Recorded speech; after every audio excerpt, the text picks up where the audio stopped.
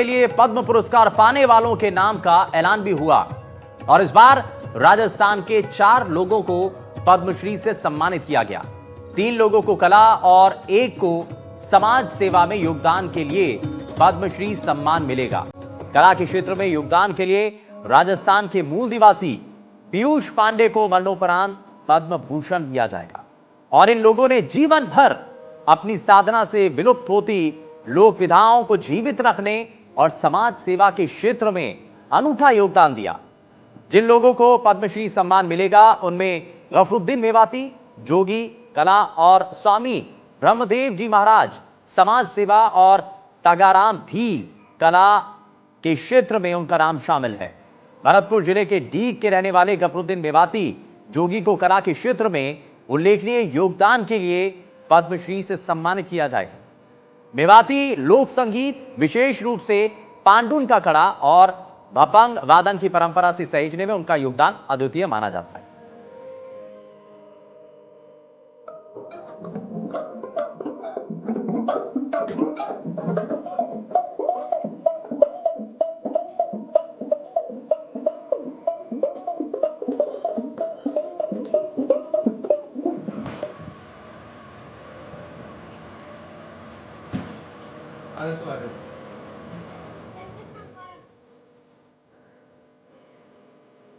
और समाज सेवा के क्षेत्र में पिछले 50 सालों से सेवा के काम में रहे श्री गंगानगर शहर के स्वामी ब्रह्मदेव महाराज को पद्मश्री पुरस्कार से सम्मानित किया जाएगा।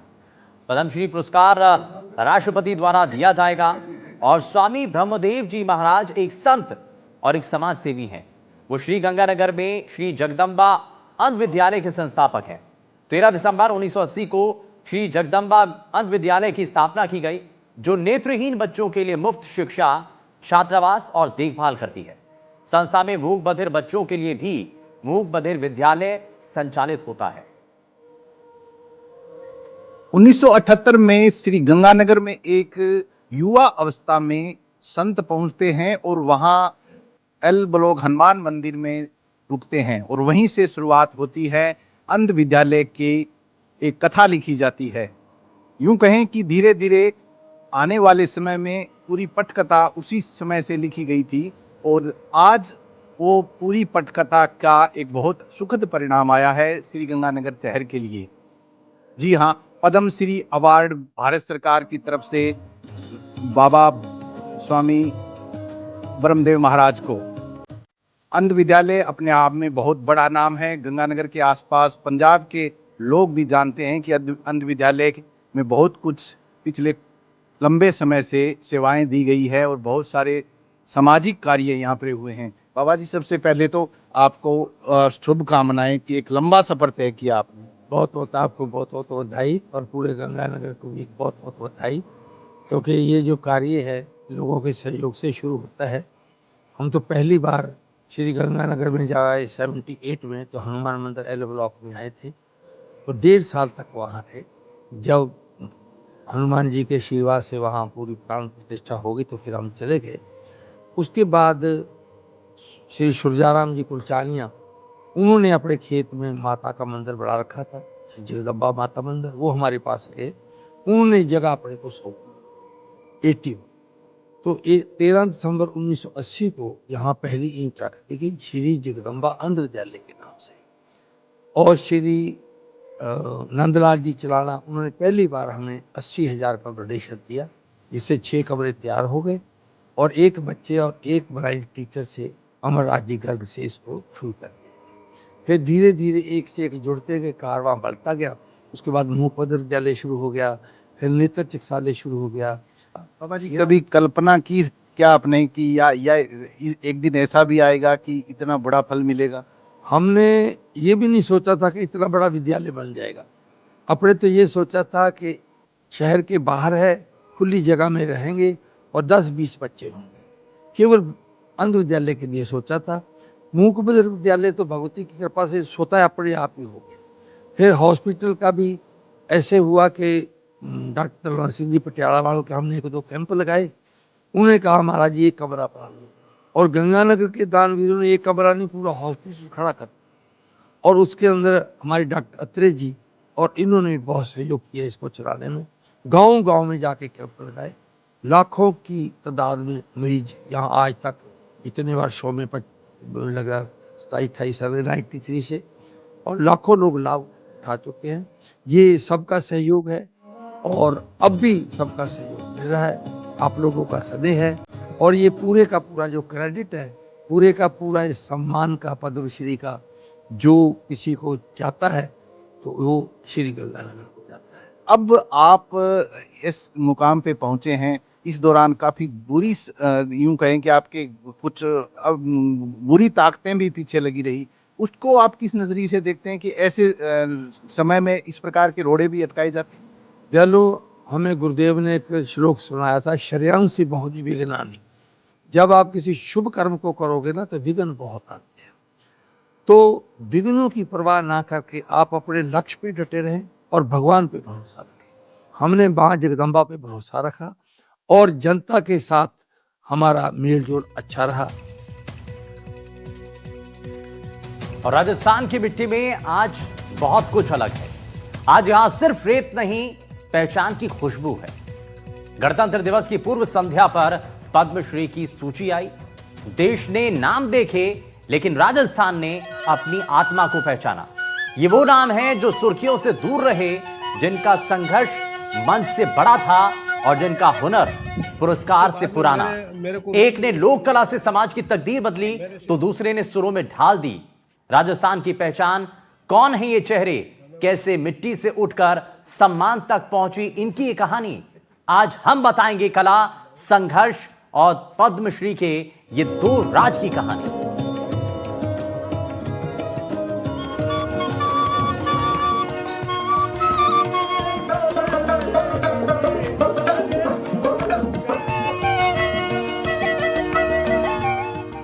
मिट्टी से मुकाम तक,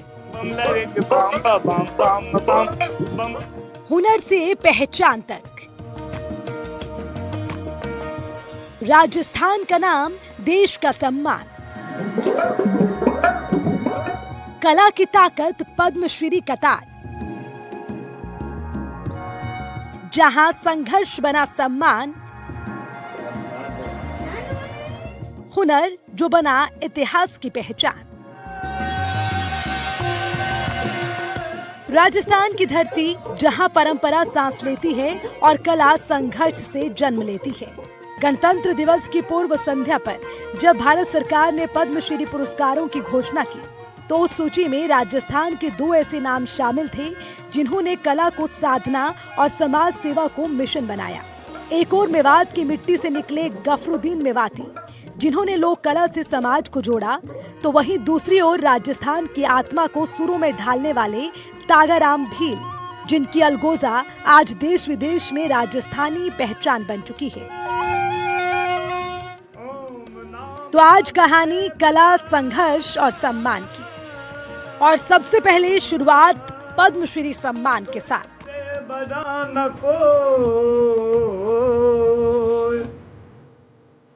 गफरुद्दीन मेवाती, जिन्हें 2026 पद्मश्री सम्मान मिला, लोक कला और समाज सेवा को जोड़ने का काम किया, युवाओं को नशे से दूर रखा, वंचित बच्चों को निशुल्क प्रशिक्षण दिया, मेवात की संस्कृति को एक मंच दिया। तो वहीं दूसरा नाम तागाराम भील, इन्हें भी पद्मश्री सम्मान 2026 से नवाजा गया। राजस्थान के पारंपरिक लोक कलाकार हैं, गायकी और अलगोजा वादन में महारत हासिल है। अलगोजा ब्लूज और साजन से इनकी पहचान है। अलगोजा पारंपरिक राजस्थानी वाद्य यंत्र है। तो ये दो नाम आज राजस्थान को प्रदेश ही नहीं बल्कि पूरे देश में पहचान दे रहे हैं। दोनों का हुनर कैसे इतिहास बन गया और ऐतिहासिक भी, चलिए जानते हैं।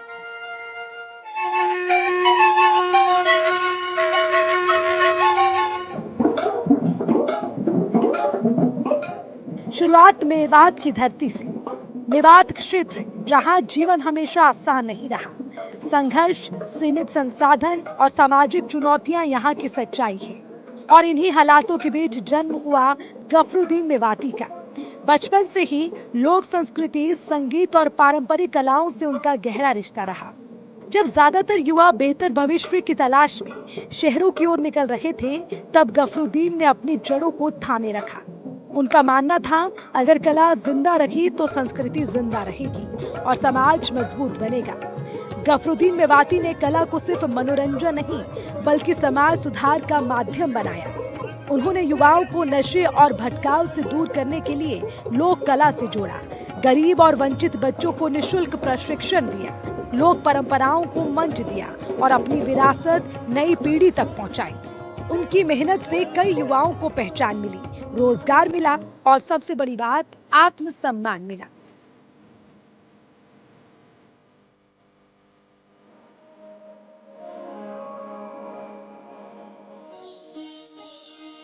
गफरुद्दीन मेवाती डीग जिले के गांव कैथवाड़ा गांव में जन्मे।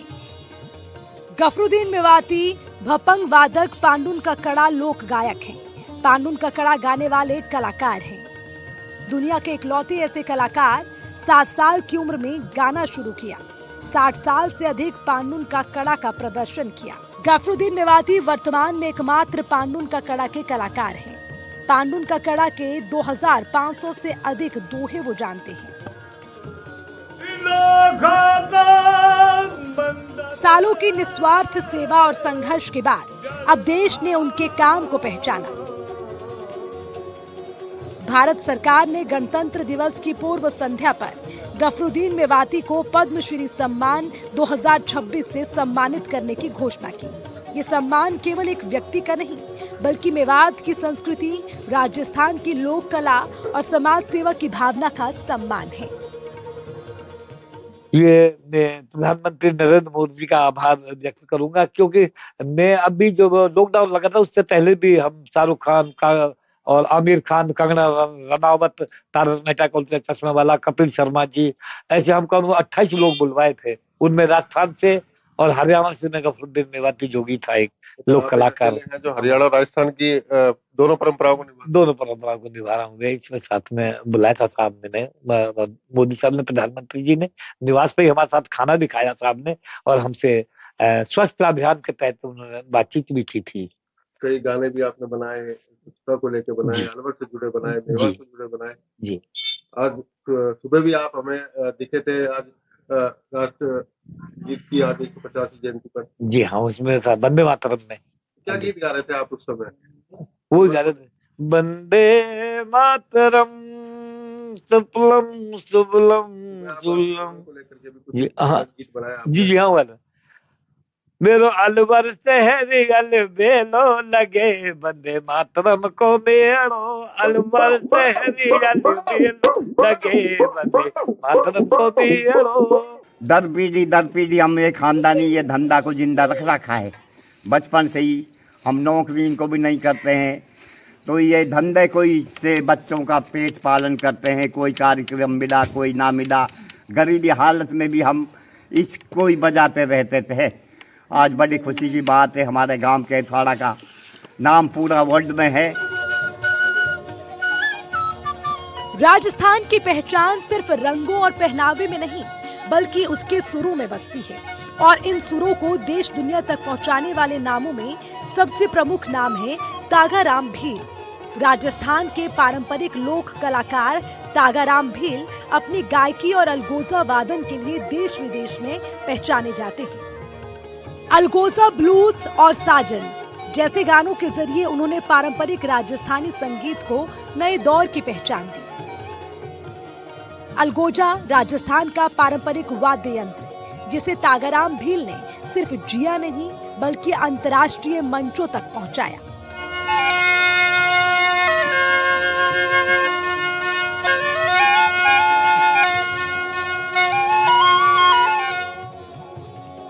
तागाराम भील राजस्थान के पारंपरिक लोक कलाकार हैं। तागाराम भील गायकी, एल्गोजा वादन के लिए जाने जाते हैं। एल्गोजा, ब्लूज और साजन जैसे गानों से उनकी पहचान है। पारंपरिक राजस्थानी संगीत को दर्शाते हैं। अलगोजा एक राजस्थानी वाद्य यंत्र है। विरासत, पारंपरिक लोक संस्कृति से जुड़ी है संगीत। पद्मश्री सम्मान लोक संगीत, विरासत और पारंपरिक संस्कृति के संरक्षण में अतुलनीय योगदान के लिए भारत सरकार ने तागाराम भील को भी पद्मश्री सम्मान 2026 से सम्मानित करने की घोषणा की।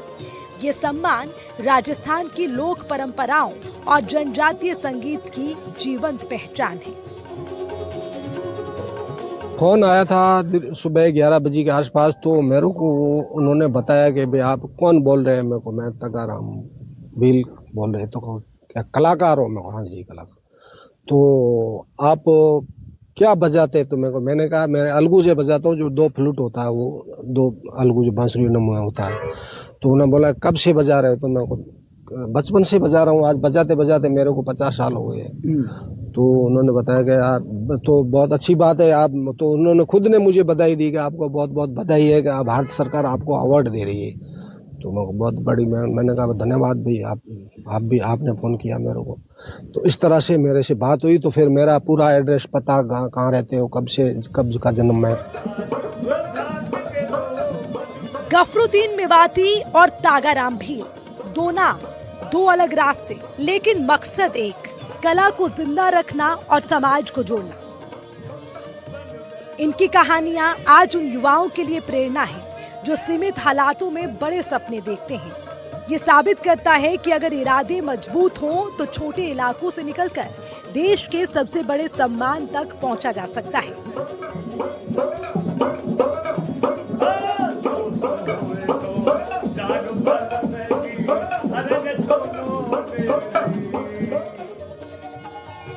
राजस्थान की मिट्टी से निकली ये 2 आवाजें आज पूरे देश की पहचान बन चुकी है।